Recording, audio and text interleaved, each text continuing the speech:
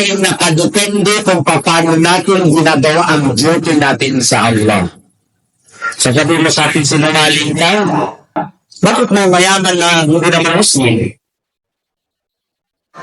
Bakit ang daming mayaman na hindi naman nagdadasal? Matangaling ka? Isinado mo.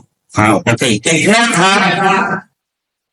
The source of deadline lies upon the performance of our duty to our Almighty Creator. Ibig sabihin na ang magandang buhay ng tao ay nakadepende sa kanyang pagsunod sa Allah subhanahu wa ta'ala.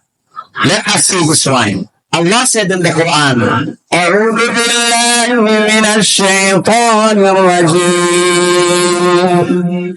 من عمل صالحا من ذكر وأنثى.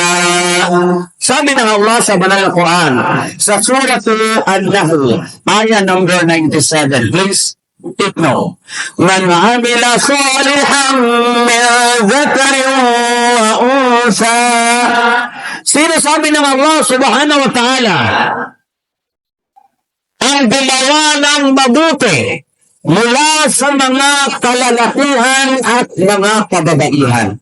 So sabi ng Allah, ito po ay sabi ng Allah. Sino sabi niya?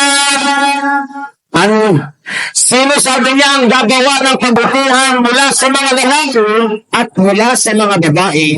Ang promise ng Allah. Sino nag-promise? Again, sino nag-promise? Ang promise ng Allah, فَلَنُحْيِيَنَّهُ حَيَاةً طَيِّبَةً. Ibibigay namin sa kanya ang magandang buhay.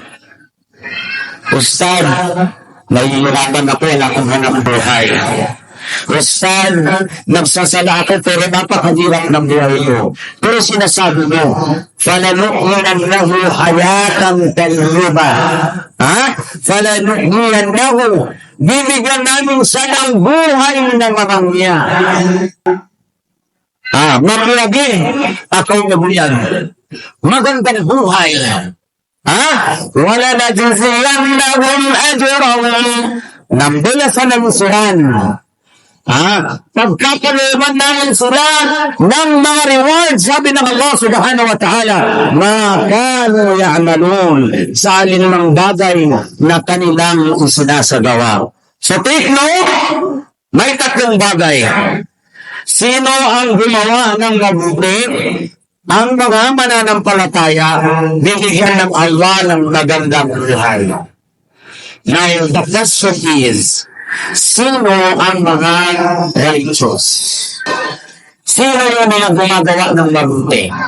Sabi ng Sheikh Taruna, mga Muslima na hindi naman mukhang Muslima. Silang ba ang righteous? Are they righteous? No, they are not righteous. Yung mga babae na yung hijab nila ay natakarani. Bakit pa ako siya ng hijab? Yung mga kababaihan na ang nag-hijab, hindi pa ako hijab. Yung mga nag-hijab, na tila ba ang parang suman. Alam mo suman? Parang pasulit, binado ng pasigtili, pero nakahijab. And that is how ganun natin ini-interpret ang sinasabi ng Saleh. Pero according to the ayah, it is not the Saleh. Nawang tanong, sino? Antaw? Sino? Sino yung mga Saleh? Sabi ng Allah subhanahu wa ta'ala sa Quran. Ito po yung Saleh. Okay? Sabi ng Allah, yu'minuna billahi. So yung bagong Saleh. Yung lahat ng naniniwala sa Allah ay sila ang matatawag na Saleh. Sino ang naniniwala sa Allah? Kasang kamay. Das! Ang kamay. Naniniwala, di ba? So mamaya, gatong tayo ng asawa na naniniwala ka doon ba? Nag-aasawa na ng pangalawa. Hatay tayo ba? Unang kondisyon para maging saleh, yu'minuna billahi wal yawmil akhir. Mga taong naniniwala sa Allah at naniniwala sa kabilang buhay. Wa ya'muruna bil ma'ruf. Yung mga taong naguutos ng mabuti. Wa yanhauna 'anil munkar, at yung mga taong nagsasaway ng mga gumagawa ng masama. Wa yusari'una fil khairat, ulaika minas salihin. Ang ibig sabihin ng yusari'una fil khairat, kapag nakarinig sila ng magandang gawain, ay nagdinahan sila. Nakarinig sila na mayroong lecture doon, ay naguunahan silang tumunta. Nakarinig sila na mayroong nangangailangan ng tulong, sila yung unang nagtulong, nagbigay ng pera. Ang problema sa atin, marinig at paulit-ulit, may nangangailangan, mahirap lumabas ang kanyang pera. Mahirap tumulong. So we cannot consider ourselves as salih. Hindi tayo maituturing na salih unless mamit natin ang requirements. Number 1 requirement is maniwala sa Allah. Pangalawang requirement ay maniwala sa kabilang buhay. Pangatlong requirements, magutos ng mabuti. Walang hauna 'anil munkar. Pangapat, magsaway ng masasama. Wa yusari'una fil khairat, at makipagulahan sa paggawa ng mabuti, magugulan ka sa mga taong salih. Yeah. So yun ang tinutukoy kanina. Ibig sabihin, magiging maganda ang iyong buhay kapag ikaw ay maniwala sa Allah, maniwala sa kabilang buhay, mag-uutos ng mabuti, magsasaway ng masama, at makipag-unahan sa paggawa ng kabutihan. And those who are righteous, sila ng mga taong salih. Ang problema, ay ang masipang sa ginawa. Ang problema, sa kapapalatagan tayo itong mga watakano. Yung ating obligation sa ating mga bata, sa ating mga anak. Minsan nakita na natin ang hindi tayo nag-uutos ng mabuti at hindi rin tayo nagsasaway sa kanila ng masama.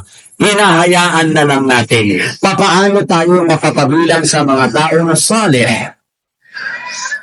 Kasunod nito, sino ang tinatawag na mu'min? Are we claiming ourselves that we are mu'min? Tayo ba ay tinatanggap natin na tayo naniniwala? Yes or no? Naniniwala ba tayo na tayo mu'min? Pawala-wala. Yeah. Again, naniniwala ba tayo na tayo naniniwala sa Allah? Tinatanggap ba natin? Sige, tingnan natin yung ayat. Sabi ng Allah sa Quran, innamal mu'minuna alladhina idza dhukira Allah. Ang mu'min daw, yung mu'min. Pinapaliwanag ko lang po kung sino, nalitin ko lang po pinapaliwanag ko lang kung sino ang bibigyan ng Allah ng hayatan tayyiba. Sino yun? Yung mga salih.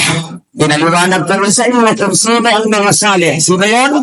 Yung naniniwala sa Allah, naniniwala sa kabilang buhay, nag-uutos ng kabutihan, nagsasaway ng kasamaan, nagpapag-unahan sa kabutihan. Yun yung salih.